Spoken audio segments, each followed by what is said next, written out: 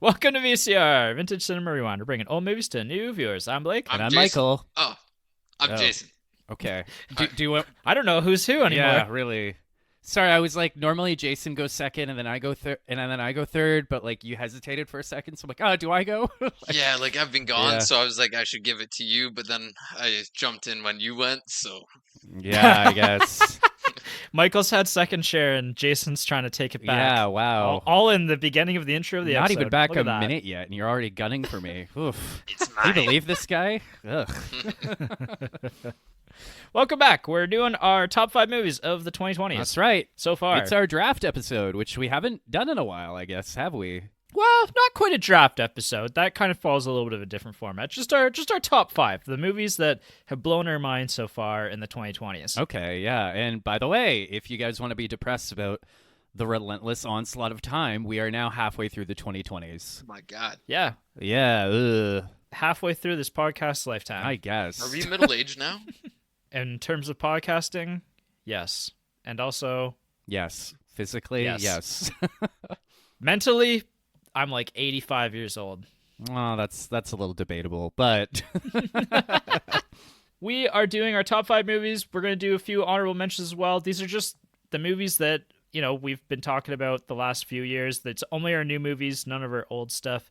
And I just wanted to kind of highlight the cool stuff that we've seen the last few years.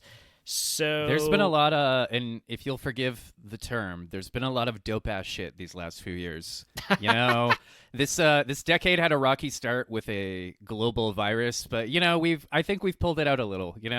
And that kind of makes this discussion interesting too, right? Because I would say I don't think there's a movie on my list that's older than maybe 20.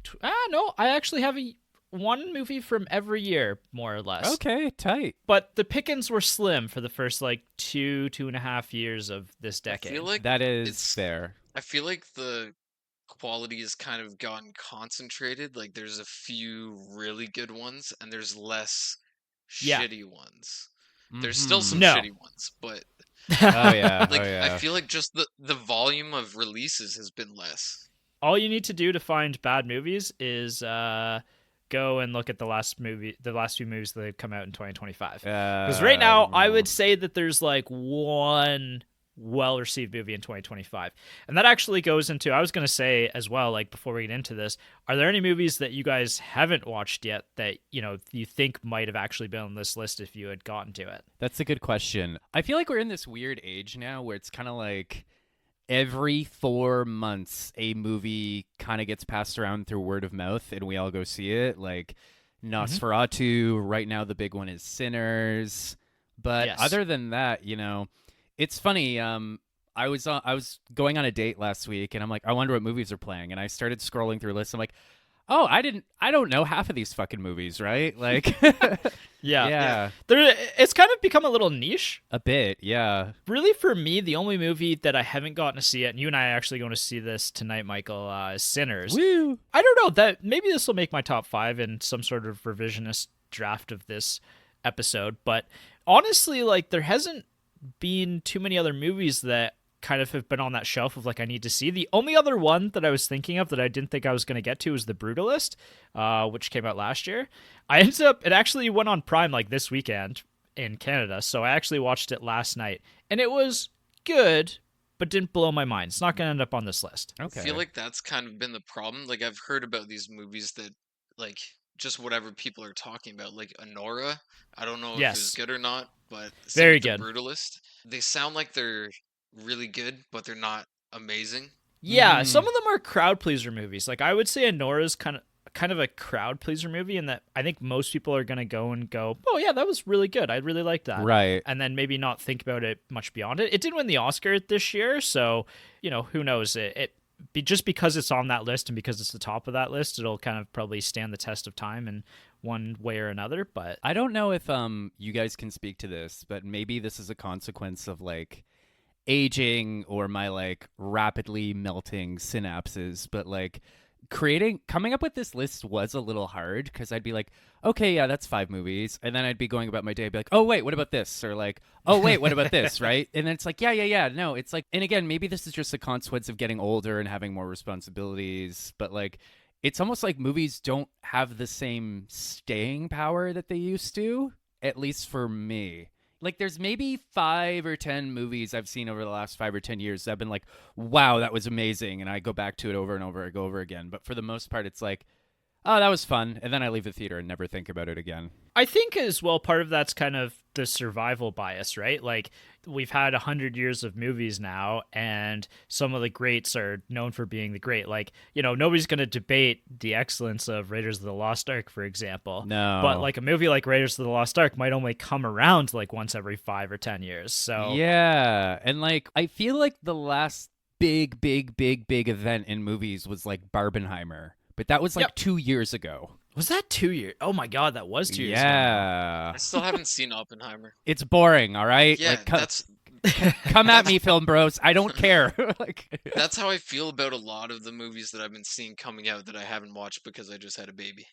Yeah. Well, it's tough for you too, right? Your perspective has changed. Your available time has changed too. And that's just kind of the reality of getting older. The things that make me cry have changed. Yeah, really. You're telling me you bawled your eyes out for the entirety of The Wild Robot. Yes, and then also the untold story of the Liver King. I'm just kidding. I'm just looking at all the movies that came out on Just Watch, and that's what came up. The Liver King, Jesus Christ. Yeah. He's like a weird bodybuilder type, right? Yeah. He has no liver or something? I don't know. Oh, cool. Well... All right, I think we've been kind of prepping this list for long enough. Let's start with our top 5. Woo! Sorry. All right, I'm gonna start, and then Michael, and then Jason. You hear that, Jason? I'm number 2. Oh, bitch. For now. Mostly because Jason's the most indecisive of us. It's like me ordering food. I'm like, everybody else go, and I'll just say words at the end. Yeah. Right. I've added 4 movies to my list in the past few minutes. You got to talk about 3 in the honorable mentions, and you got to talk about 5 in your top 5, and that's it. That's all. That's all you get. Is it 3 for honorable mentions? Oh shit! Yeah. I get to add another one. This is a tale of 3 podcasters right here. Yeah, I guess. Me organized. Michael is like underdone his list, and Jason's got like 80 movies on his list that he can't decide on. Yeah. Game time decision. All right, let's get into it. So my number 5 is a movie that I guess I should look up when it came out. This one came out in early COVID, and so I think that it actually was seen by quite a few people just because of the fact it did come out in 2020. I thought it did. Okay. And it was a movie that I think went straight to streaming, especially in 2020 when everything was just streaming anyway. Can I guess? Yeah, go for it. Was it Tenet? No, it was not Tenet. That wouldn't even crack my top 100. Not even in my top Tenet? like Tenet or Tenant? Tenant. Starring David Tennant. As a renter. And so this is a movie that I think you both have seen at this point. It's Palm Springs. Oh, yeah. Oh, yeah. Yes. The romantic comedy, the rom-com time loop movie from 2020. I kind of think that this one's actually slightly underrated in a lot of people's movie lists. I agree. So it's a time loop movie, obviously starring Andy Samberg and Kristen Milotti, with J.K. Simmons kind of having a secondary role in the film, which is hilarious every time he shows up. Mm-hmm. It's interesting, right? Because it's a time loop movie, and so the time loop movies since Groundhog Day have kind of all had this kind of film trajectory. You need to hit these kind of points when you're doing a time loop movie. Like, it's kind of become a genre in and of itself, right? Yeah. And what's really interesting with this movie is it kind of puts its own unique spin on all of this. Like, it has 2 and also a side character, third person, end up in this time loop together, but it's really the focus of 2 people stuck in a time loop together and how their relationship develops over time, and kind of the slapstick comedy that comes from 2 people trapped in the same day together forever and ever. It's also a wedding, right? Yes, it's during a wedding. The Groundhog Day kind of premise is, Groundhog Day, it's in this town, and all of these townspeople have their own routines and their daily habits and everything. This movie doesn't really focus as much on the daily habits of everybody in this town. It's more on like how these 2 in particular are spending their time together. Yeah. And I actually found that kind of refreshing, that it didn't kind of tread the same territory as Groundhog Day. Mm-hmm. And, I think that the film is very poignant about relationships. It's not necessarily the monotony of life. It's more about like, when two people become trapped in a marriage and how that impacts your relationship, right? Yeah. I don't know. I think that this movie is actually really poignant. It's absolutely like hilarious. Mm-hmm. There's a post-credit scene with J.K. Simmons' character, which is like really amazing, honestly. I don't remember that. It's definitely worth a rewatch. Jess and I rewatched this one last year. This is the only one that I haven't watched in the last year, I would say. It's been just over a year since I watched this one. But it's one that we come back to kind of regularly because it is really, really funny. Yeah. And so, yeah, that's kind of my fifth place movie. Palm Springs kind of gave me more respect for Andy Samberg as an actor. Yeah. Like, watching this movie, I was like, oh, fuck. Like, he actually can act if he wants to. I think that he's a pretty decent actor. I think his comedic timing kind of reminds me of like Adam Sandler in a sense. Like I think he's our generation's Adam Sandler. I guess so, yeah. It's almost the same name. Yeah, Kind pretty of, much is, right? Yeah. AS. So, honestly, like Kristen Milotti has become like a pretty big actress herself too in the last few years, like doing The Penguin last year, starting as like the mother in How I Met Your Mother, and becoming like, I think she's debatably the biggest actress or actor out of How I Met Your Mother now at this point. I'd agree with that, yeah. She's kind of capitalized on it the most. Still relevant. Yeah. Like Yeah. Jason Segel. like he was pretty okay after. I mean, they're all doing okay. I'm sure they got millions of dollars for that fucking Yeah. show. Yeah. Yeah, exactly. Sorry, Josh Randor. Just take your check and go, right? get your briefcase full of cash and get on the next train out of town. All right, Michael, what's your number 5? Okay, so preface. I saw this movie in theaters when it came out, and I wasn't actually that keen on it. I was a little critical, right? Then I saw it in theaters again, and again I was like, like all right, like I was still kind of critical about it. Then I watched it on streaming a few months later, and I was still kind of like, I don't know, like, there's some things. Can I guess before you actually say what movie it is too? Sure. Okay, keep going. Sure. So, again, I saw it 3 times over the course of 6 months, and each time I was a little like, I don't know about this, I don't know about this. But however many years on, it's an experience that has really, really stayed with me, and it's an experience that continues to grow on me. Ooh, I love that. And that movie is The Batman. The Batman. It's I was right. Yeah. I was gonna say Weird Al Yankovic story. Yeah. Not a good movie. Imagine if I not. had that many thoughts about a Weird Al biography, but like, no, I mean, it's one of those movies where like, I really, really liked certain things about it. There were certain things I didn't like about it, but now like 3 years later, I'm like, that's a good fucking movie. And you know what? Our Pats might actually be my favorite Batman. Wow. Yeah, I fucking said it. It's also funny, too. I had a lot of arguments with friends and family, even when I was still a little lukewarm on this movie, where they were kind of like, he looks like a scrawny little bitch. He looks like he looks like he has cancer. And I'm like, what do you think a nocturnal freak would look like? Yeah. This is what he's going to look like. He's going to look lean and pale and tired. Yeah, we kind of had the like Ben. Oh God, what's his Ben name? Affleck. Yeah, the Ben Affleck effect of just like super jack Batman. Yeah. Super huge Batman. Super And Christian CrossFit Bale bro. Before that, yeah, exactly. So it's kind of a different take on the Batman, but I'm not shocked that this movie has appeared on your list because it was one when it came out. I felt like you were really simmering on it for a long time and trying to get your thoughts out on it. And you know what? It's one of those. You know what? I remember like not really liking the length. It kind of has like a 4th act that I wasn't crazy about.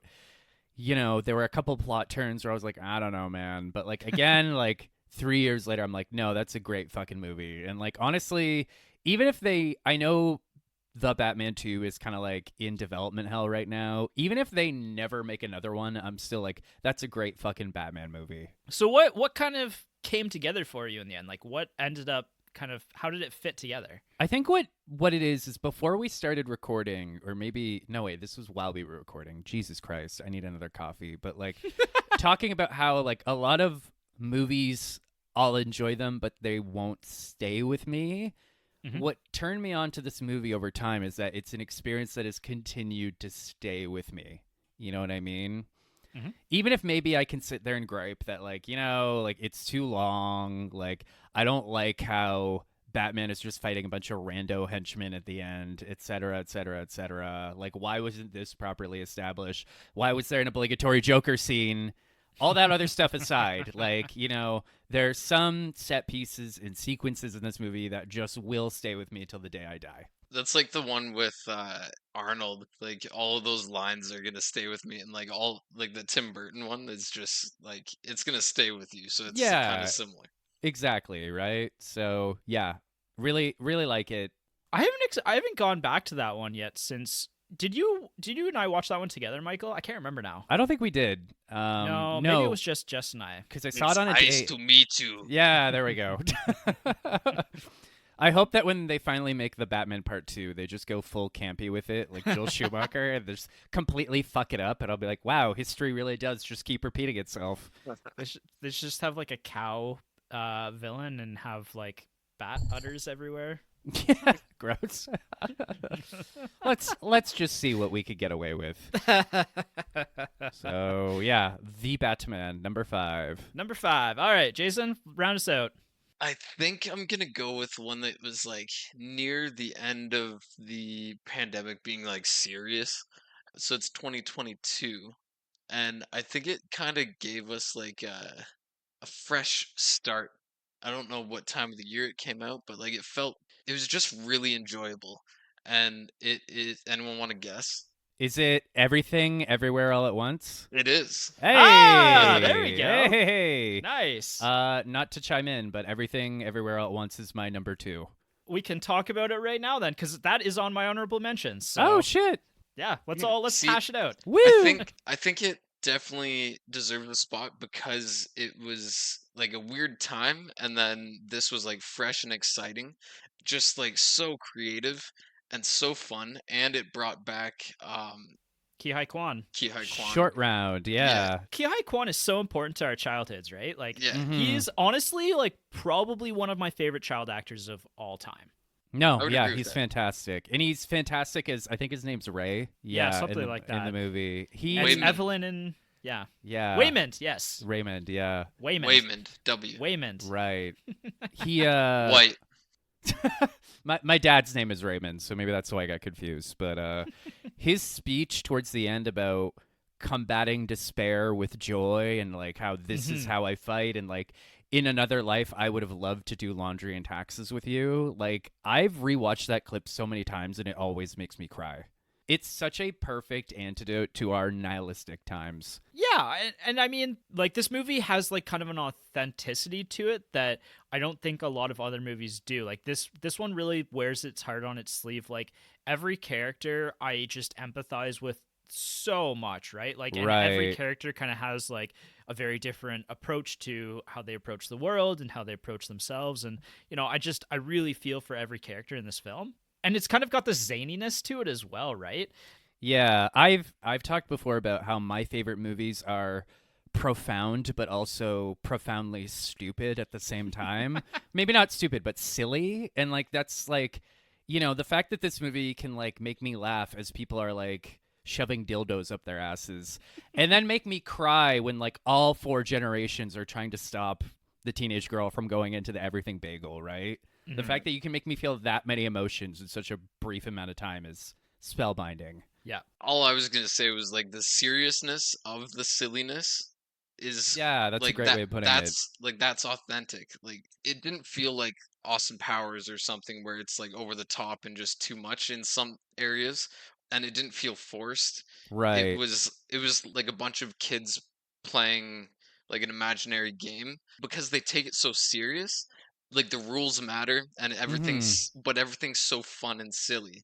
It takes you out of the world that you're in and just so fully into its own world. You Yeah. have to embrace it like wholeheartedly. Yeah. Like my only critique of it is, and this is kind of why it just didn't make the cut. Like this is literally number 6 by like a hair. Is I find that I would say it's maybe like 10 minutes too long, maybe 15 minutes too long. There's a point in time when Evelyn dies right around like the turn of the third act, and I found that part a little jarring. For whatever reason, it gets me every time. Okay, interesting. To maybe speak to this movie's praises, another thing I really admired about it is that And I think I said this to you, Blake, when it came out. Like, Hmm. it's about a middle-aged Asian woman dealing with middle-aged Asian woman Yes. problems, and I really found that, like, man, like, I really do want more movies from more diverse voices. You know what I mean? Hmm. Like, I want to, like, everybody's got. I mean, we're all human. The human experience is universal in some respects, but it was kind of like, shit, like, like, what other stories can be told, right? Like, Yep. Well, and what I love about this as well, right, is not only and so I'm glad you brought that up because I was gonna bring that up if you didn't, because I thought that was a really good insight from you back when we originally covered it. that's right. I have good insights. But not only is it about like Evelyn, this middle-aged woman and her middle-aged woman issues, but it's also like, as you watch this movie multiple times, it really kind of starts to, you see like each character individually in their own struggles, and kind of like how maybe Evelyn and kind of her tunnel vision doesn't see all of these other characters, for better or worse, like their issues and their humanity as well, right? Right. Stuck in her own everything bagel. Yeah. Yeah, and aren't we all at the end of the day? No, that's a great pick. I'm glad it's on both your lists. Like, we were going to talk about it at some point. I knew for a fact today, so I'm glad we can kind of hash it out now. That is a great point, though, Jason, that, like, this was kind of the end of the pandemic. Because I think, at least in Canada, mask mandates had lifted, like, a month before. And, like, this was a huge deal when it came out. So, like, yeah, it is. You're right. It is, I didn't think about it. But it is definitely, like, kind of a turning point, milestone moment, you know? That's how it felt, yeah. Daniel Kwan, the director, also directed Swiss Army Man, which is Yes, the another. Oh, Daniels. Yes. yeah. Yeah, yeah. They kind of have this knack for zaniness, and actually, I'm glad you brought up Swiss Army Man as well, because I'd actually seen that before. I'd seen Everything Everywhere All at Once, and I actually thought that movie was amazing. Like, I thought it was hilarious and original and insane. The I loved last it. the last quote of the movie is "What the fuck," and it's like the perfect summation of the entire movie. Right. Oh, he's part of the Daniels? Oh, Yeah, I it's love it's two their directors. yeah, I love their music videos from back in the day. I forget exactly which ones, but they have some, or they just had some shorts. I think it was just shorts, like short films. Cool. I'll have to go into that later. I think that this came out, like you said, at the right time. It's kind of one of those like iconic movies that is going to be remembered. Like, it won the Oscar that year, and it was like, the Oscars, we can debate every year whether or not they do movies justice and whether the right movie gets selected. But in Right. that particular case, in that year, I think the right movie won all of the Yeah, awards. it's definitely, you know what? And it's kind of my perfect movie in the sense that, like, it's got a really profound message and a really profound point, but it doesn't forget to be entertaining. You know what I mean? Yes. It is not a dry academic movie. It is very, very fun. I also want to give a brief shout out to my poor beleaguered mother who saw this movie with me in theaters. And we left the theater, and my mom was like, "That was interesting." Yeah. That's funny. The only reason that it's number 5 for me is because it's too good. Everybody would pick it, so like it's not super unique to me. So the rest of the movies on my list, I think, would be more just like my favorite. Whereas this one, anybody can fucking pick that one. As always, that's a very Jason way to look at your own list. So this is why each of us get to do our top five, Yeah. because we all have an interesting take on our top five list. Yeah. So I think we've talked about everything everywhere all at once long enough. So why don't we swing into the top four now? Woo! So my number four is, and this kind of is going to start to speak to my particular taste in movies. It's a sci-fi film that's a big action movie, but also, like, as some of the best sci-fi films are, it's about humanity and how we are inherently flawed, and like the systems that we build are just always inherently flawed, based on one of the greatest sci-fi novels ever written. Mm-hmm. And it's Dune Part 2, if you haven't figured that out yet. Yeah. This was, in my opinion, in all aspects, the best movie of last year. Not that it wasn't in my my number one list for last year, but genuinely, like, I think that this movie is without flaw. I think that it's perfect. It's just a visual, cinematic masterpiece that somehow adopts the absolute insanity of the Dune novel. Like, that, Yeah. Yeah. That is a feat into itself. yeah, like, comparable to the Lord of the Rings, right? Like Mm-hmm.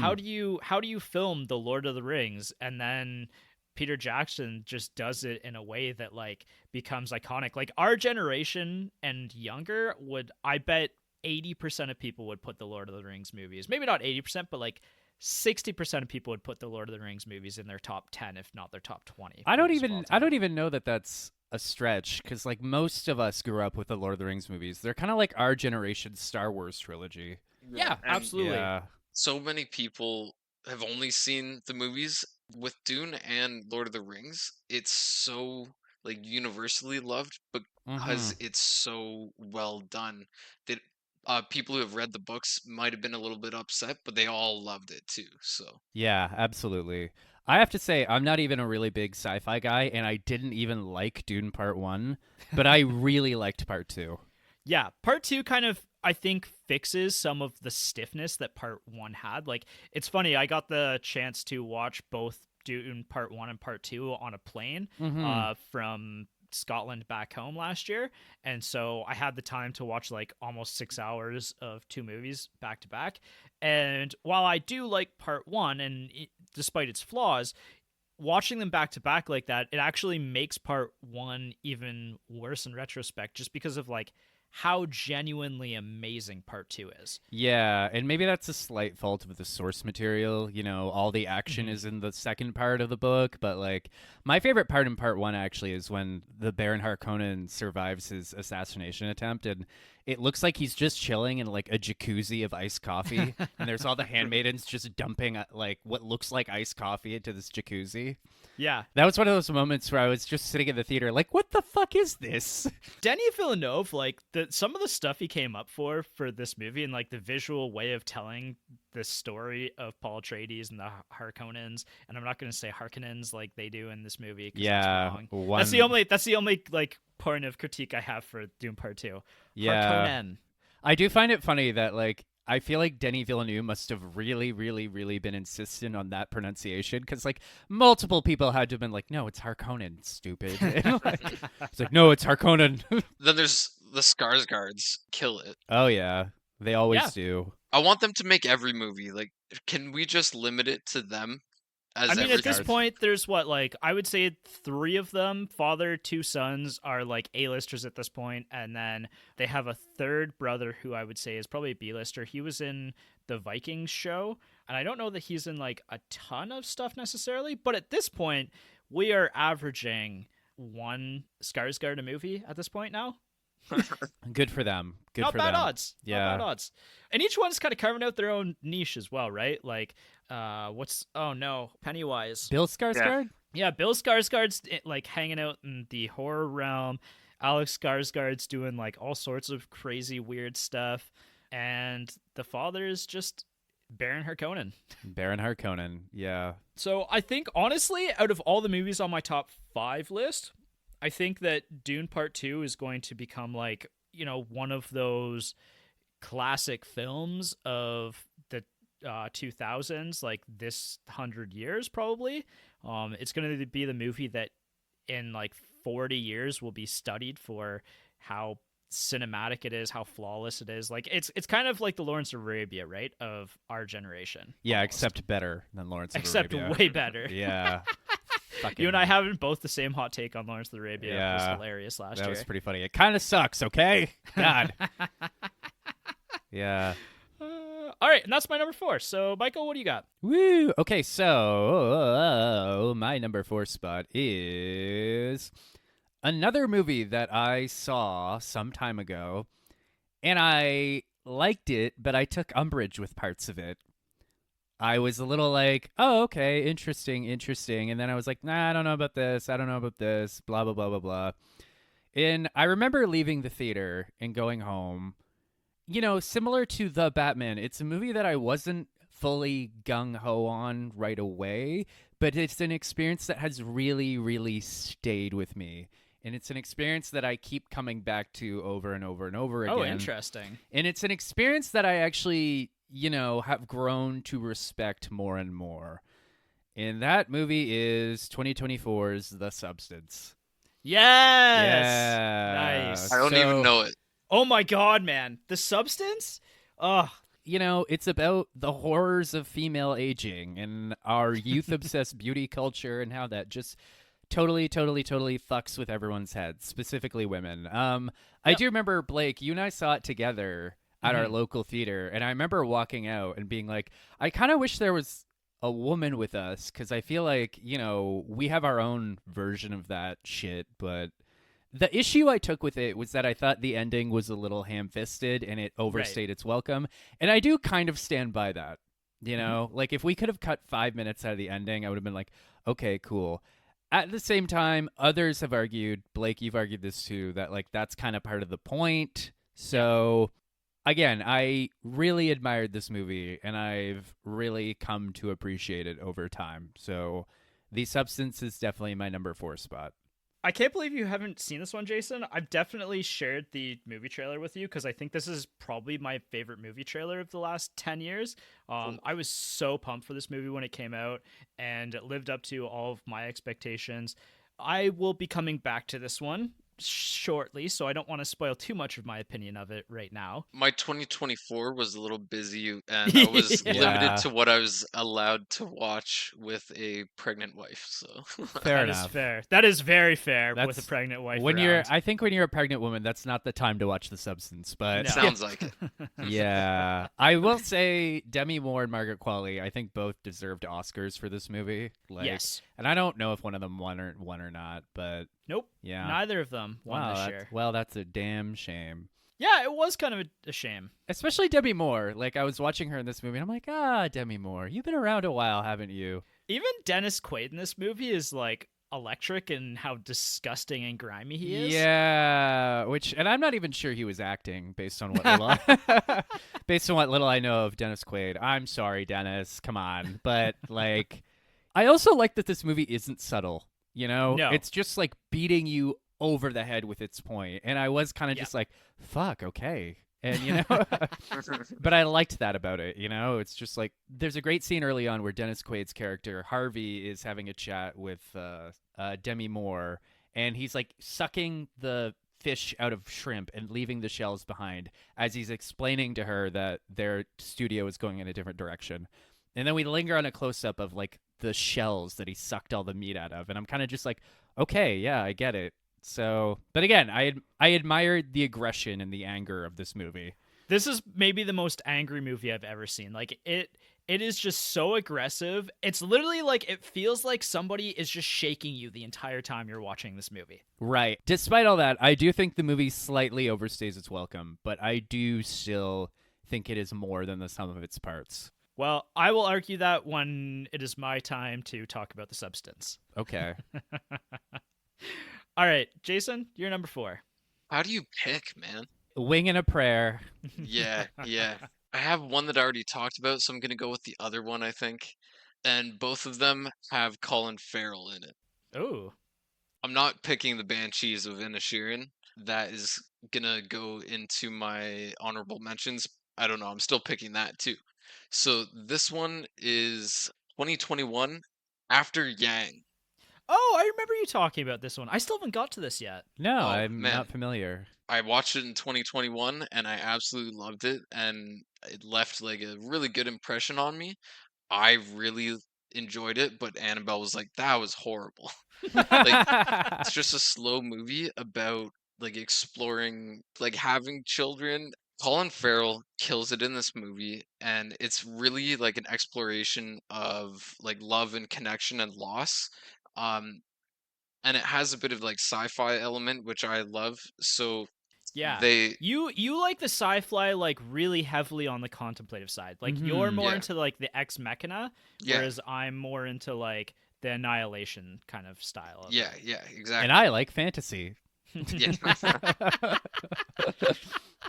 So there's an AI helper that unexpectedly breaks down, and he has some like memories locked in him of a previous family that he was helping, and they're trying to basically save their robot, their household robot that has been looking after their daughter. Okay.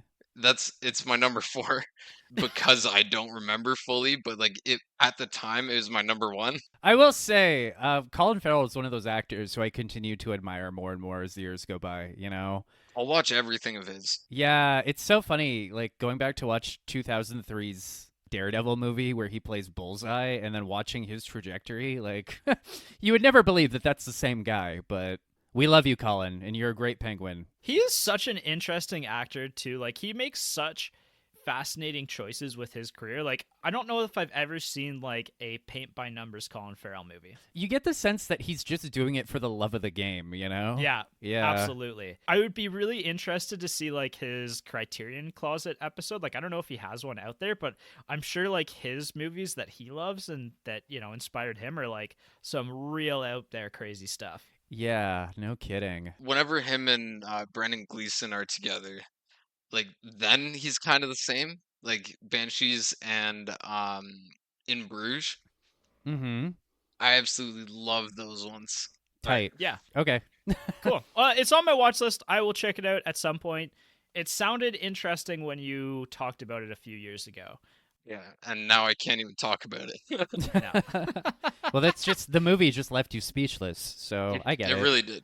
Okay, so my number 3 is a movie that we've actually talked about, and it was Michael's number 4. It's The Substance. I'm not gonna get into it any further than Hey, that. there we go. Honestly, I've watched this twice now, and both times I was floored. This is the movie that I think I talked about probably the most in 2024. I would agree with that. I think I had the most conversations about it as well because my passion and my interest for this movie ended up getting a lot of other people to watch this movie.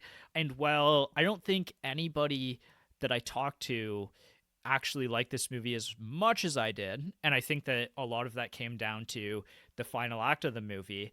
It was interesting seeing so many people actually get interested in watching it and enjoying it for what it was. Because I think Yeah.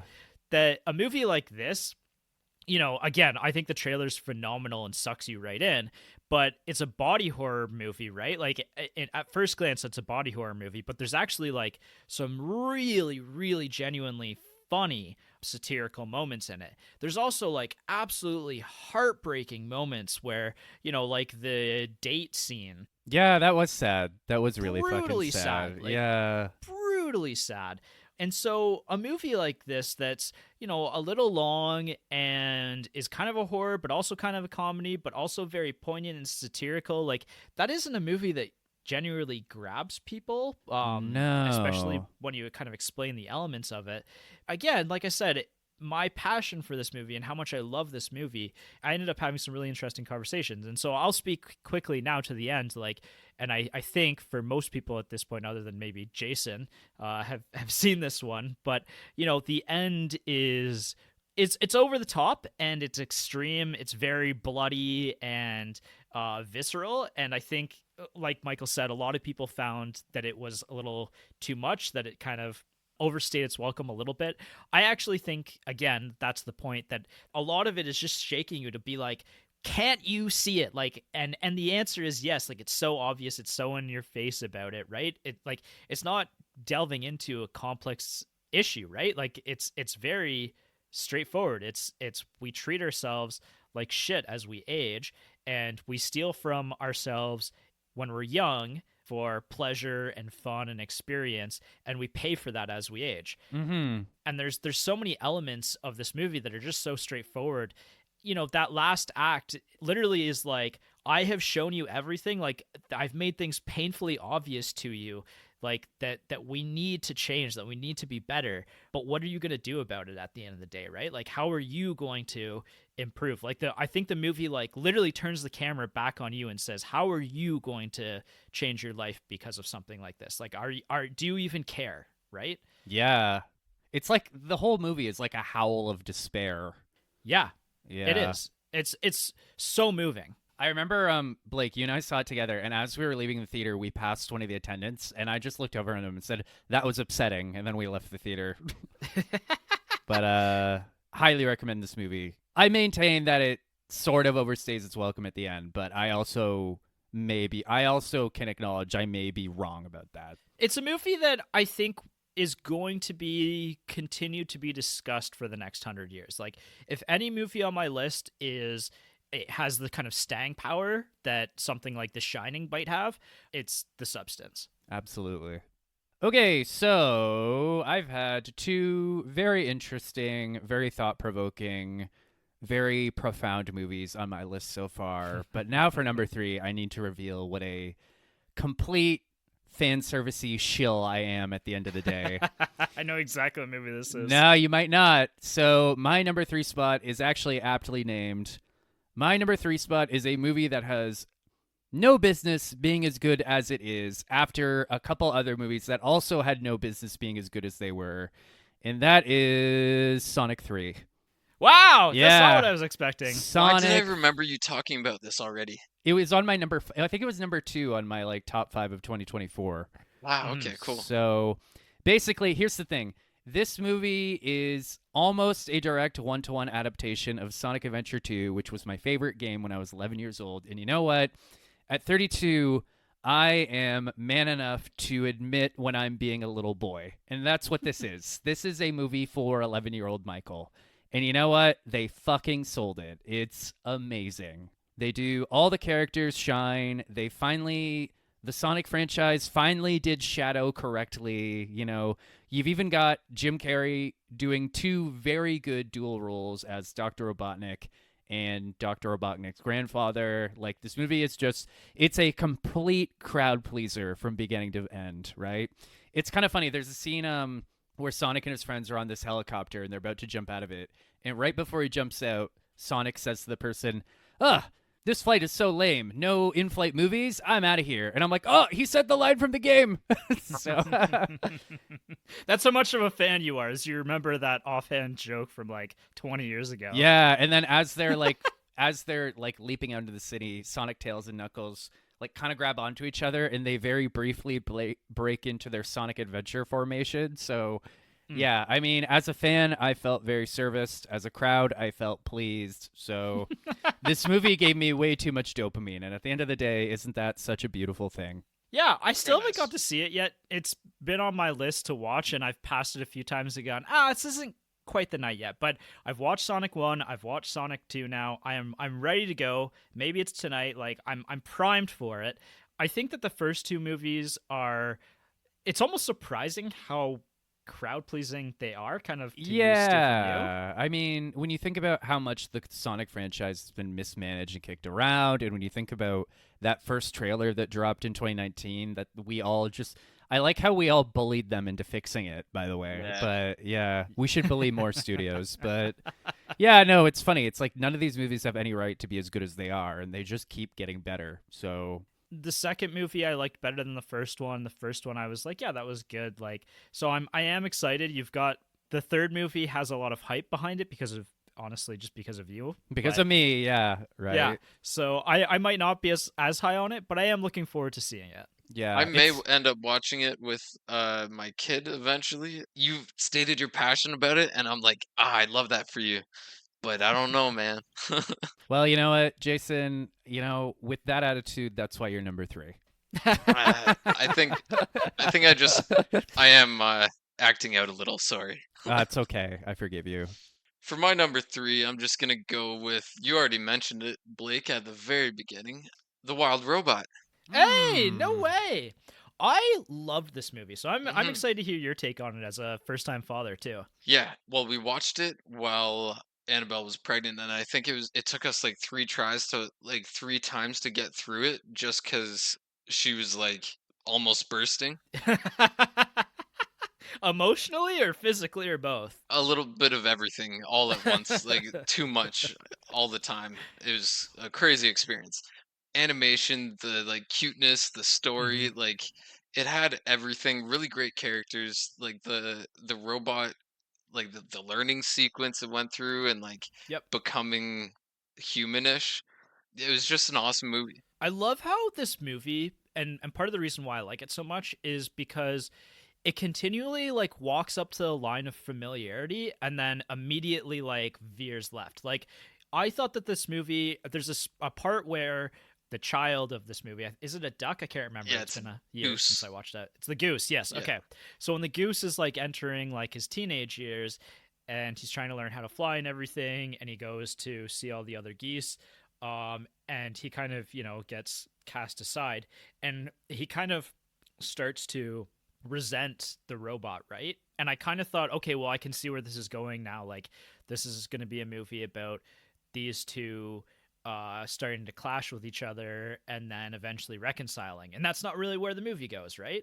Mm. I would compare a movie like this to almost something like The Iron Giant, where it kind of has Yeah. like, yeah, there's kind of some sentimentality to it, and it kind of does something that I don't think I've ever. It does multiple things that I haven't seen in kids' movies before, right? And that it feels like it almost is more in conversation with the adults watching it than the kids themselves. Mm-hmm. But Mm. your kids are going to enjoy it as much as you are. And there's a real art to that too, being able to like Yeah. I've always wanted to do like a really heady children's book or children's film where it's like, you know, you're being entertained, but I'm also teaching you about death. Like, yeah. Yeah. And like Yeah.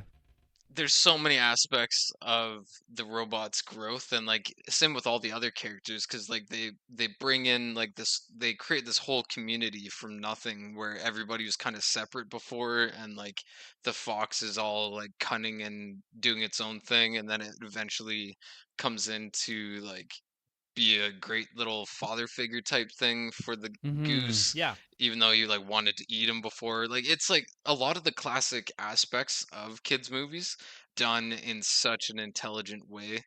And it, yeah, brings in the parents. And like as we were watching it, we were like, the little goose, like when it was tiny, was just way too cute. So then we were like imagining our little baby that was coming soon, and like then it turns into the teenager like you said, and we're like I hope she never does like acts like Mm. that towards us. Like it pulled us right in. Yeah.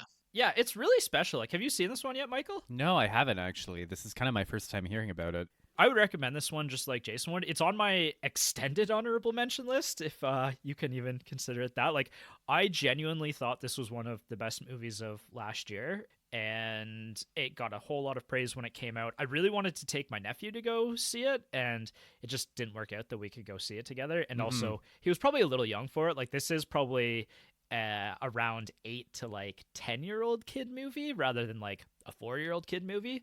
But I would have had a lot of fun at the theater seeing this Woo! one. And that's what's important. That's You know what's what? important. You know what would have been funny if like you did take your 4-year-old nephew and like the whole time you're looking over at him like, oh, I hope my nephew's having a good time, and then the whole time he's looking back at you like, oh, I hope my uncle's having a good time.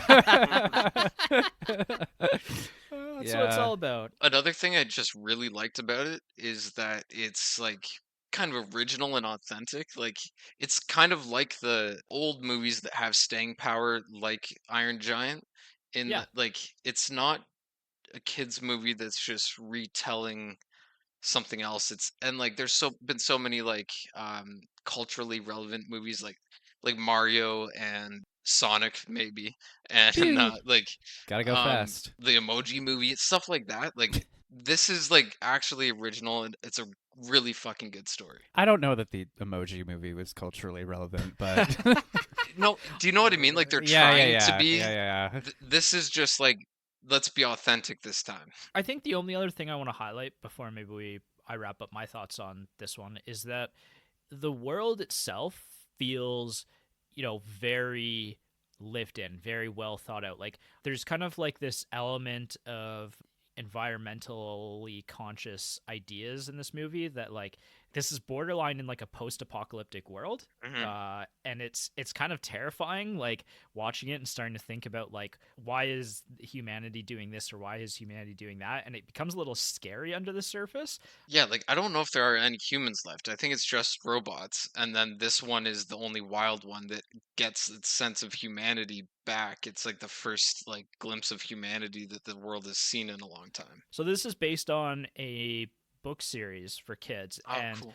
I'm really interested in seeing if they decide to do any sequels for it, because I'm sure that they're going to probably explore those elements or kind of almost like in the John Wick world, just like live in those elements, and you kind of get to, let your imagination run wild while watching it. Like that's almost where like, original Star Wars was exciting, because there was kind of like these offhand references, and you just had to like sit there and be like, oh, I wonder what the Clone Wars were like. Yeah, then we found out, and we were all great. Then we were all found out. greatly disappointed. By the way, I have to chime in for a second. I see that Revenge of the Sith was just released and it did gangbusters at the theaters. Like, Yep. you guys know that's a bad movie, right? Like, What? No, shut come up. on. Revenge That's of the like Sith sucks. probably the third best Star Wars movie. It's so I thought it was awkward. pretty good. All Yeah. right. Well, you know what? I'm leaving One this of the call. one of the greatest fight sequences in a movie ever. All right. Well, you know what? I guess we'll have to save this fight for another day. Okay, sounds good. Yeah. I believe it is time for my number 2. Mm-hmm. My number 2 is, again, probably not going to surprise anybody here. It's probably the second most movie that I've talked about in the last year. Can I guess? Can I guess? Can I guess? Okay, go for it. Is it RRR? No, it's also a foreign film, and that's actually becoming a little bit of a theme on my top 5 list, other than really, I mean, Dune, created by a Canadian filmmaker. Oh yeah. Other than like Dune, Palm Springs is really the only like real American movie. I guess The Substance is as well, but again, foreign filmmaker directing The Substance. So female foreign filmmaker directing The Substance, which is all awesome. But my number 2 is Godzilla -1. Hey. This is a movie that continues to just like blow my mind that it is this good. I've watched it now multiple times. I've seen it twice, I think, with the Godzilla -1 Color, which is really exciting. I saw it in theaters like that, and it was such a cool experience getting to like feel like I was watching a movie in like the 1940s in a movie theater with the black and white aspect. It's just a perfect story, like, and it's a monster movie where the monster kind of feels secondary. Like there's a large chunk of time, the first act after we initially see Godzilla, where it's more just about the characters and like, the characters' struggle in post-war World War II Japan. You just become like really absorbed in these characters' lives and their struggles and everything going on. And then as soon as things start to feel like they're going okay is when Godzilla gets dropped in and to nuclearize Japan all over again, and throw everybody's lives into disarray. Like, this is the movie that it came out the same year as Oppenheimer, and I think that it does Oppenheimer so much better than Oppenheimer ever could. Well, every movie does better than Oppenheimer could. Yeah, but when specifically talking about the nuclear bomb and the larger societal impact that has had, right? Like, and especially, this is a theme that comes up in a lot of Japanese movies, is like that, what happened after the nuclear bombs fell on Japan and like the cultural impact that had on the people at that time. Like, this movie is like both historically significant while also being like wildly entertaining, deeply emotional at points in time. I feel like you could almost pull Godzilla out of this movie and it's still an incredibly effective character drama. Absolutely. Yeah. Like, I will Yeah. say there's a moment in this movie where Godzilla does a typical thing that he does in a lot of his movies, but in this movie it's framed as like this apocalyptic cataclysmic event. Like, it's one of those like, oh fuck moments in movies. Yeah, I would say that there's almost like multiple, but the one that you're specifically talking about, like the way that it's framed from specifically the characters' perspectives on the ground, and you really just feel it from their tiny like existence compared to this like, existential crisis that's happening, is it's really profound, honestly. It's also like, and this has been said a lot, like this movie was made for like what, $10 million, and it looks 15 mil, 15, and it looks miles better than anything Hollywood is doing. So I do kind of like that it kind of started a conversation where it's like, well, what the fuck are they spending all this money on? Like, how much cocaine does Ryan Reynolds need? The answer to that is all of it. If I Ryan guess. Reynolds, maybe, but I guess so. we're not accusing Ryan Reynolds of doing cocaine. Yes, we are. Come at us. Allegedly. Yeah. What really got me, like, just one of the small aspects of the movie is that the main character, like, he makes a mistake at the beginning and then he has to live with it and like Yes. have the flashbacks and go through all that, and then eventually it gets rectified. And like that hit me because a few times in my life where like I've been like, if this situation, like if this exact situation ever happens again, I'm gonna do the right thing. And then eventually, like 5 years later, the same thing happened, and I was like, I know how to do this time. I'm gonna do it right. And then like you see his struggle with thinking about all that, like that level of writing doesn't need to be in a Godzilla movie, but Right. it made it so much better. Like it makes the characters like real and important. It's such an interesting counterpoint too to like the Western Godzilla movies where Godzilla is almost a heroic figure, you know what I mean? Hmm. Like in Godzilla 2014, he leaves the city after beating up those two mutants. Everyone's like, "Yay, Godzilla, you did it!" And I'm like, "Yeah, you also flattened half the fucking city." So Yeah. I like that we're taking Godzilla back to just like a monster, like a force of nature. I think I remember Blake. We saw this together, and I remember just thinking like, "Oh, Godzilla's just kind of a prick, isn't he?" Yeah, when he appears in the ocean in his like final form for the first time, like it's really terrifying. Yeah, no shit. But So also inaccurate. If there's been like memes going around about it where like they're like, how tall is he? Because that area was shown to be very deep, and then his legs are like almost out of the water, and he's just walking. yeah, it's just, I like the idea of Godzilla just as like a dad in a shallow pool, like chasing after someone. Hey, come back! One of my favorite movies of all time. Like this one's slam dunk in my top 100. Expected to be high on it because I just genuinely love this movie. Yeah, absolutely. Best Godzilla movie of all time, too. Yes, Yeah. I very much agree. I've gone back and watched a couple of Godzilla movies since watching this, and none of them have reached the same heights as this one for me. No, a lot of them are quite silly, but Not that's even Godzilla versus Mothra. I haven't got to that one yet. yeah, no. All right, Michael, you're number 2. I actually already did my number 2. It's Everything Everywhere All at Once. Right. So actually, I could go into my honorable mentions now. Why don't we save honorable mentions until we wrap up? Yeah, no. I can wait. Just yeah, I can wait. All right, so yours is everything. Let me All at Once just is number let me 2. just say actually that you guys probably won't be able to guess my number 1. Okay. Okay. Well, sounds good. Okay, moving on. All right, Jason, you're number 2. All right, which one is my number 2? I think, yeah, I'm gonna go with Warfare 2025. Oh, Oh. I haven't got to see this No, yet. I haven't even heard of it. Perfect. I just watched it last night, Mm. and I think it was like released fairly recently, and Yes, it was. it has Mr. Eyebrows. I'm sure you know him, Will Poulter. That's what we call him in our Mm. household. Eyebrows. Oh, okay. Warfare is, and this is a favorite trope of mine, or like a style of movie. It's all in one building, one like a one room character experience, basically. They Hmm. do leave the building a little bit, but it's like one building, everything's happening inside it. Act one of this movie is, it builds up so fucking much. It's a platoon of Navy SEALs. There's like three different buildings where they've set up sniper positions, and we are in like sniper position one.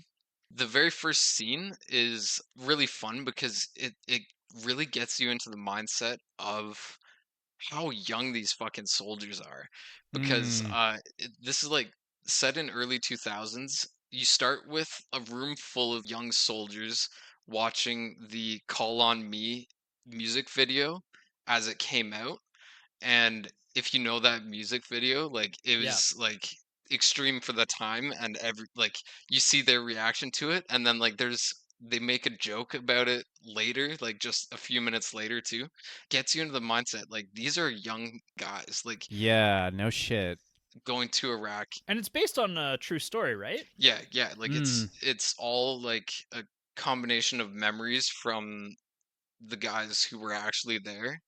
The all in one room thing, and like you're focused on this one team, it's very well done.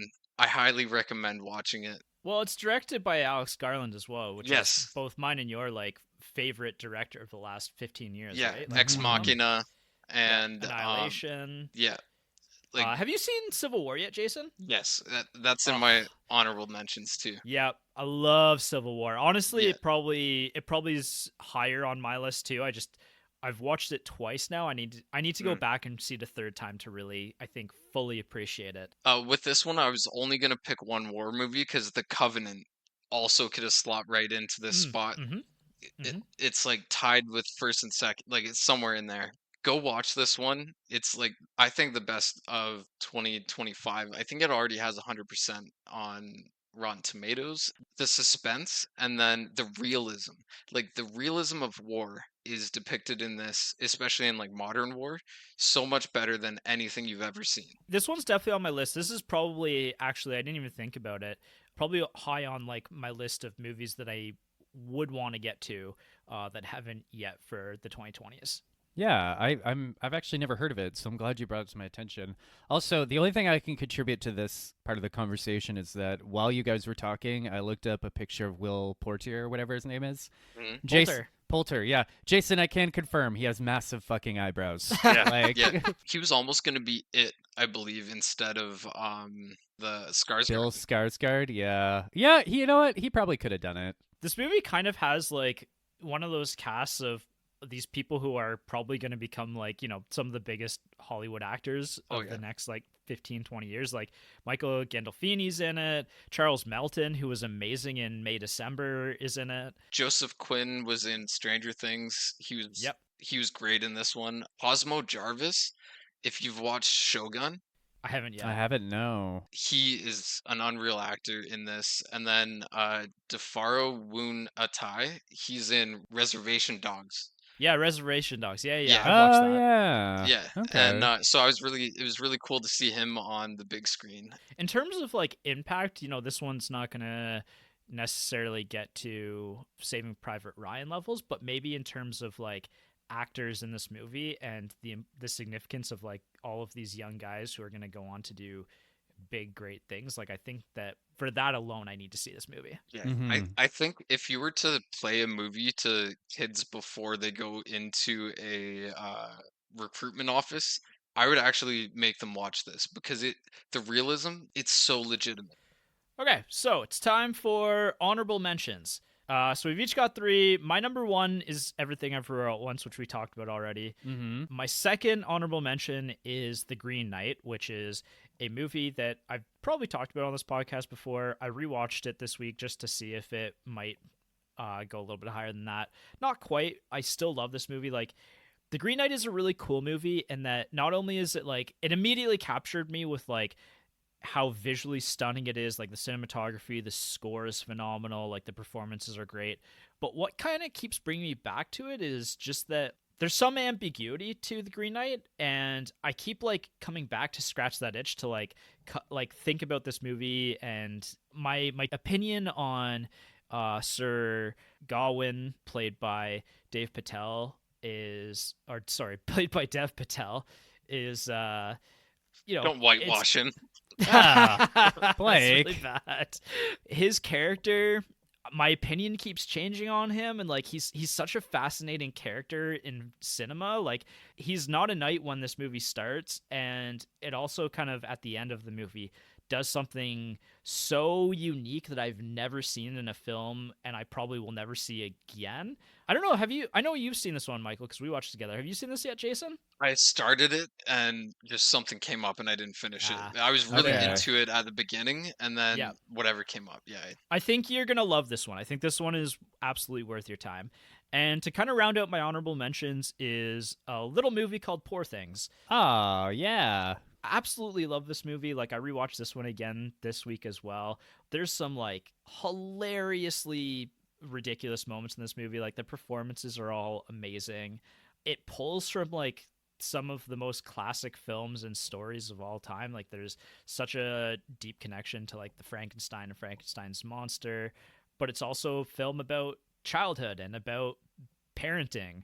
Willem Dafoe character is like lovingly named Godwin, and is lovingly referred to as God by Emma Stone's character. Yeah, it's subtle, right? Do you get yeah, it? yeah, Do you guys get it? yeah. But it genuinely, like, every time I watch this movie, like, I'm kind of just floored by it. There's just so much to consume in this movie. Like, it's one that I'm going to come back to because you just can't absorb all of Poor Things on first viewing. Yeah, I would agree. I saw Poor Things in theaters and had a great fucking time with it. Mm-hmm. I'll have to Mhm. watch it. All right, Michael, what's your top 3 or honorable mentions? Top 3 honorable mentions are Godzilla -1 did make it into my honorable mentions. I pretty much said everything I need to say with it when you brought it up, Blake. But yeah, I don't know, it just shows what you can do with a good cast and a good crew and a good script, right? Like, Mm-hmm. I remember when you were trying to explain to me that this Godzilla movie made you cry, and I was like, shut up, Blake. What the fuck are you talking about? And then I saw it with you, and I cried, and I was like, okay, I get it now. So it's amazing.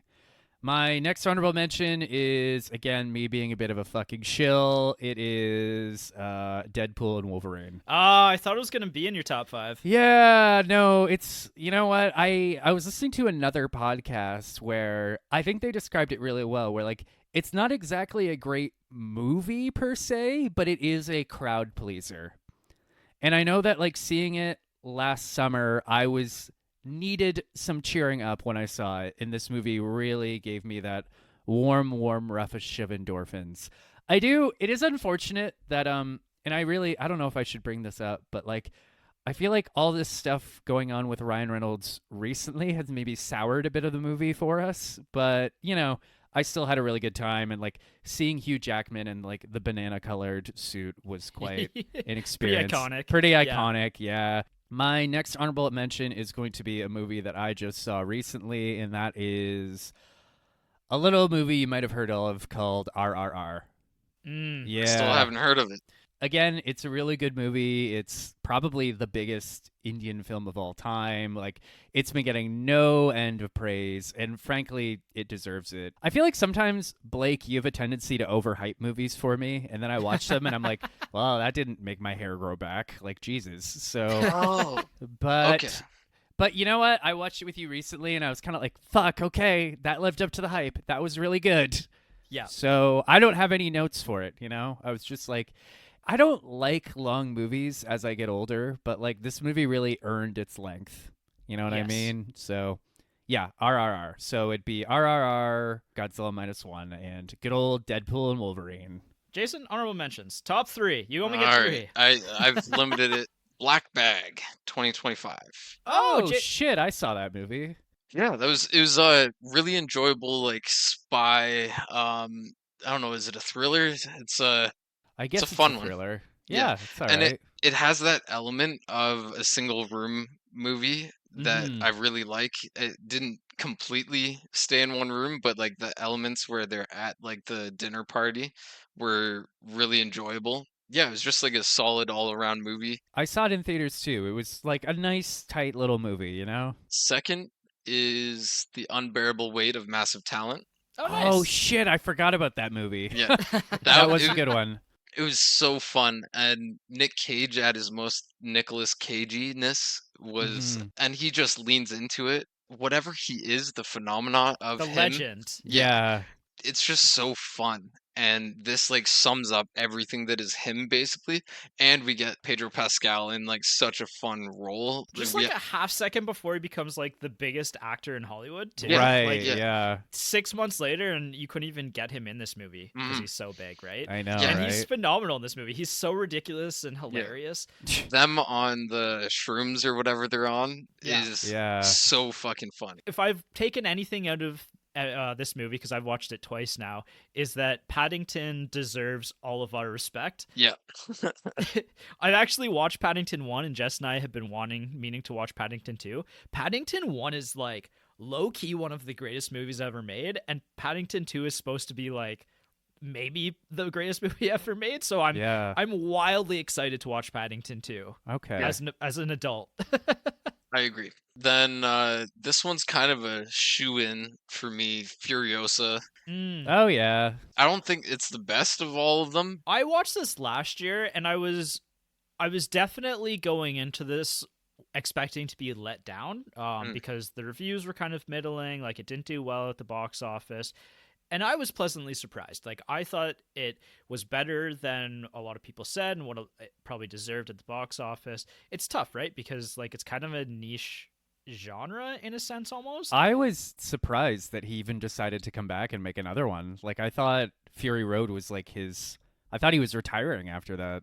No, he like immediately after Fury Road started talking about Furiosa, and it kind of was in development hell, I would say, for the better part of the 10 years that it took to make it. Yeah. Is it as good as Fury Road? Like, absolutely not. No. And I saw somebody make a really good point about it online that really what you should do when approaching the 2000s Mad Max movies is watch Furiosa and then watch Mad Max Fury Road. Ah, that's a good call. Yeah, because they kind of lead into each other, and then you're not going to be disappointed watching Furiosa after Fury Road. It didn't have, what's his name? Joe. Oh, Mordecai Joe? Yeah, the gravitas of him in Fury Road was just, I think, so much better. Chris Hemsworth is amazing, though, in Furiosa. He very Yeah. much was, yeah. You kind of see Chris Hemsworth for most of it, but then he also he does act fairly well to the point where you're like, he's just, It is funny. Chris Hemsworth is kind of one of those big studio actors where you're kind of like, okay, yeah, you can act when you want to, you know? Yeah. You can turn off Thor and be somebody else every now and then. All right, is it time for number ones? I think it's time, boys. Cool. I'm Lads. very excited. This is kind of the moment we've all been waiting for. Talk about our favorite movie of the last 5 years. So my number one, we're starting with me, is one of the greatest epics, in my opinion, of all time. We have talked about it already on this episode. Michael, you thought it was going to be my number two, but it is my number one. RRR. It's RRR, the Indian epic from 2022. This one's streaming on Netflix, so it's like widely available. Anybody can watch it, and everybody should watch it because it is just an absolute blast of a movie. It's a banger. It's 3 hours, and you're not going to feel it because it just so much happens and it moves with such a rapid pace, but it's also got kind of this like lofty kind of feeling, like you're always kind of just like moving with the movie. It's genuinely like a masterpiece. I can't describe it any other way. Like it's a story of, I think actually I was thinking about this morning, and I think this is what Hollywood is in part getting wrong, and why all of these movies resonate with me is, and maybe it's also kind of speaking to the Marvel effect, is that with the Marvel movies, like they've become like so existential and like world ending and like we have to save the world or whatever, this and that, whereas like everything everywhere all at once is like, for example, is like this deeply personal movie, and it's just like trying to save this family and their relationships at its core. And Godzilla Minus One is like this one character who's trying to redeem himself in his own eyes and like atone for his past sins as he sees them.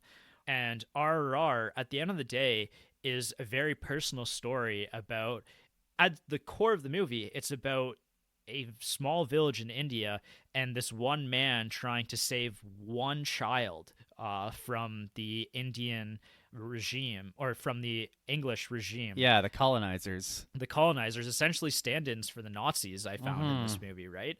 And it even like one of the two head Nazis is literally Elsa from Indiana Jones and the Last Crusade. Like it's a literal nod towards like movies like that, and you feel like the inspiration from something like Indiana Jones in this movie, just with how entertaining it is, and kind of, I think that Hollywood movies just unfortunately don't necessarily think about that. It's a lot of the Hollywood movies now are in service of bigger stories being told, or like we have to save the world, or we have to do this or that. It's not necessarily about these little stories about these, and in this case, not average people. Yeah, no. The one thing I really admired about this movie is that it has no fucking chill. You know what I mean? Like everything is going at 150%. Yeah, like even the two main characters are almost like vaguely superhuman in the way they move and the way they like fight, you know?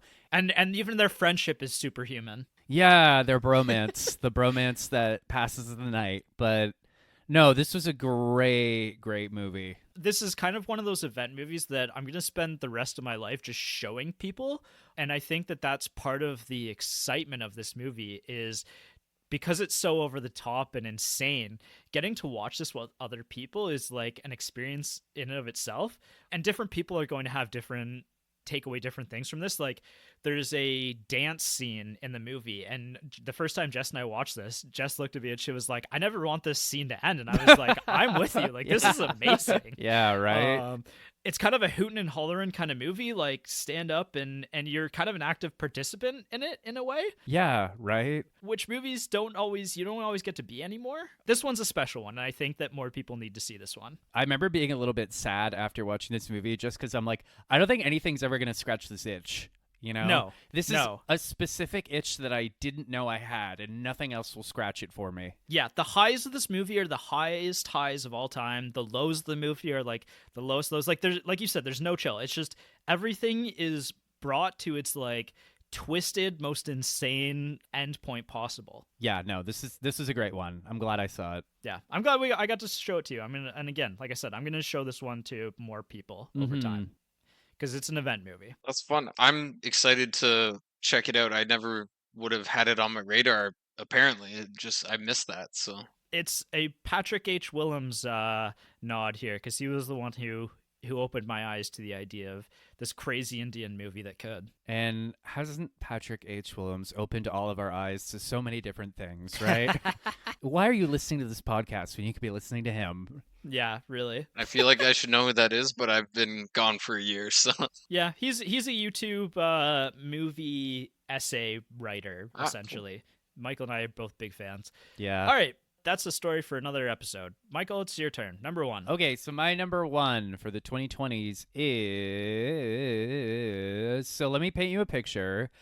I was moving cities in maybe mid 2021, and I was supposed to crash at someone's place, but this is when COVID was still a thing, so my plans ended up being canceled because of COVID. So, at a loss for what to do, I was like, well, maybe I'll just go see a movie. And I just happened to look at showtimes, and I was like, oh, what about this? So, I walked into a theater by myself, sat down, watched this movie, and then I've seen it 2 or 3 more times since. And that movie is a movie that I do feel is slightly underrated, and that is James Gunn's The Suicide Squad. Wow. Yeah, Number 1. number 1. Yeah, We just talked about this recently on the pod too. I know, right? And like, one, I feel like nobody talks about this movie, and the people I know who have seen it are usually just shrug and go, it's okay. But like, I think this is really a movie for me personally, in the sense that like, it's violent, but it's funny, but it's also heartfelt, you know? Like, you've got these really strange, like really misfitty characters, but like, by the end of the movie, I deeply, deeply care about each and every one of them, you know? Like, there are gags and bits that make me laugh, but then there's also weirdly poignant moments. There's a moment towards the end where I was actually like, am I almost crying because of the Suicide Squad? I'm really starting to think, like, it didn't quite make my top 5 or my honorable mentions, but I also really, really liked Guardians of the Galaxy Volume 3. So recently I have been like, am I a James Gunn fan? Like, do I love Yeah. James Gunn? Like, You say that, and I think I'm kind of a James Gunn guy too. Like I watched the Superman trailer this week and went, yeah, I could go see that. yeah, no, I remember when the first Superman trailer dropped, people were a little conflicted about it. And I'm like, hey, like, I love James Gunn. Like, I'll go see whatever he does. You know what I Yeah. mean? So I'm kind of on that ride too. I do think The Suicide Squad is the best superhero movie I've seen post Endgame in particular, but yeah, no, it was a lot of fun. It was, I guess this is a slight spoiler, but like, well, okay, even the main villain has one very poignant moment, like one very poignant line of dialogue towards the end when they're defeated, where I'm like, oh fuck, now I feel something for this for this ridiculous CGI character, right? Right. I think part of the reason I like it so much is that, like I said, I was moving and starting a new job, so like it was kind of a transitional period in my life. So I really, really enjoyed this movie. what I loved about it was seeing like all the random abilities that people have. I always want to know more about the world, and this went into like a different area of the world that has Mm-hmm. been built over like a few years. Did that one guy have polka dots or something? Polka Dot Man. Yeah, Polka Dot Man. Yeah, Woo! yeah. I was just gonna bring up, if anything, this movie brought us David Dastmalchian, right? Okay, spoiler, but when Polka Dot Man died at the end, I was a little like, oh, like I was genuinely like distraught. I was like, why did they kill Polka Dot Man? And they gave him so much backstory in like a small amount of time. Yeah. This is also the first movie where I actually like respected John Cena as an actor at the end of this movie. There's a particular moment where like his character Peacemaker is really really conflicted about a bad thing he has to do, and you see like the tension in his jaw and like the regret in his eyes, and I was like, oh fuck, John Cena can act, like, you know. So anyways, yeah, a lot of fun with this movie. Nice. That was pretty cool. You were right. I genuinely wasn't expecting you to say the Suicide Squad. Nope, but here it is. Yeah. Pew pew pew. All right, Jason, round us out. The least prepared guy is rounding out the episode. Great. Woo! I chose The Boy and the Herring. Oh, very yeah. nice. Studio Ghibli. Yes, Ghibli. and I've only really gotten into them because of this podcast. Like I had seen one, I think, previously to starting this podcast, but I really enjoy the completely non-Western style of storytelling. They go into so much detail about the world. I love world building, and like every Studio Ghibli film has that. Absolutely. The depth of the characters and stories, it pulled at like so many things within me. Like every character has a part to play in explaining like the deep human elements of that everybody kind of experiences, like especially around childhood, loss of innocence, dealing with guilt in childhood. Like the intro scene to this movie, I think I had to like pause it because it was too real and too good. Hmm. Have you guys both seen it? I haven't No, actually. I haven't watched No. this one yet. Where were you when we did the Princess Mononoke episode? Yeah, Yeah. no We shit. needed you for it. Yeah, that Yeah, was not I our missed finest that. moment. Maybe we'll redo it or something. Yeah, so this one's like a lot about breaking cycles, and like the main character has a lot of conflict with his dad through the adventure. Like he's in World War II Japan. He has to like navigate through that a little bit in the real world, but then he escapes to a Studio Ghibli world, and Uh, through that As we all. yeah, yeah. through that, like he has to kind of take over for an he gets an older mentor, and he has to like go through like the self-sacrifice of taking over for an older mentor, and then at some point like he meets his a younger alternate version of his mom as a child. Wow. So like he's a kid, he meets his mom as a kid, and like it takes a little while for him to realize that that's who it is, and just the exploration of that, it's so good. Really poignant, eh? Yeah, Hmm. yeah. I was trying not to say I poignant because I think it's been said too many times, so I was reaching for something Poignant. else. But yeah, poignant, poignant, poignant. Sometimes the word just describes the meaning so well. Yeah, From what I hear, and basically from what you're describing, like it does sound like a deeply personal movie for Miyazaki. Even yeah, that's something that I can always appreciate is something that's deeply personal and pouring your heart out on the pages. And I think Miyazaki always does that. yeah. If nothing else, if I enjoy nothing else with Studio Ghibli movies, it wears its heart on its sleeve. Yeah, I would agree with that. It's not the best of all of his movies in the sense that everyone like rated it like super high and everything. It's tough for some audiences to get into the style of Studio Ghibli's like storytelling, but I'd like to rewatch it because there's so much that you're missing because you're like blown away by the world, and like there's crazy things happening all the time, and it's a lot to reflect on, I think.